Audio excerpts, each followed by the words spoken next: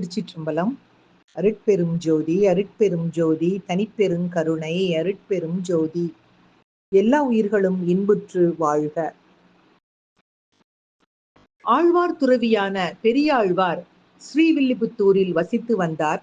குழந்தை இல்லாததால் தனது துயரத்தை தீர்க்க விஷ்ணுவிடம் பிரார்த்தனை செய்தார். ஒரு நல்ல நாள் அவர் ஒரு கோயில் வழியாக நடந்து செல்லும் போது கோயிலின் தோட்டத்தில் ஒரு பெண் குழந்தையை கண்டார். அந்த பெண்ணை தத்தெடுக்க முடிவு செய்து அதற்கு கோதை என்று பெயரிட்டார். அந்த குழந்தை விஷ்ணுவை வழிபடும் வைணவ மரபில் வளர்க்கப்பட்டது. சிறிது காலத்தில் கோதையின் ரங்கநாதர் அதாவது விஷ்ணு மீதான பக்தி கற்பனைக்கும் எட்டாத அளவுக்கு வளர்ந்தது. அவள் மாலையை இறைவனுக்கு கொடுப்பதற்கு முன்பே அணியத் தொடங்கினாள்.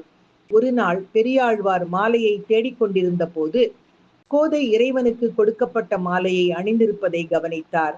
மிகவும் அதிர்ச்சி அடைந்த அவர் உடனடியாக அவளுடைய நடத்தைக்காக அவளை கண்டித்தார். அன்றிரவு பெரியாழ்வார் தூங்கிக் கொண்டிருந்த போது விஷ்ணு பகவான் தனது கனவில் தோன்றி ஆண்டாள் அணிந்த பிறகுதான் மாலையை அணிய விரும்புவதாக கூறினார். ஸ்ரீரங்கம் ரங்கநாதர் கோயிலுக்கு அவளை அழைத்துச் செல்லும்படியும் இறைவன் அறிவுறுத்தினார்.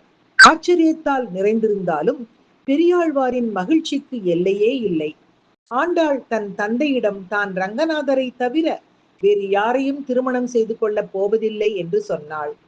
ஆண்டாள் கருவறைக்குள் நுழைந்ததும் ரங்கநாத பெருமானுடன் இணைந்ததாக நம்பப்படுகிறது. ஆண்டாள் ஸ்ரீ ரங்கநாதர் மீது பல பக்தி பாடல்களை இயற்றியுள்ளார்.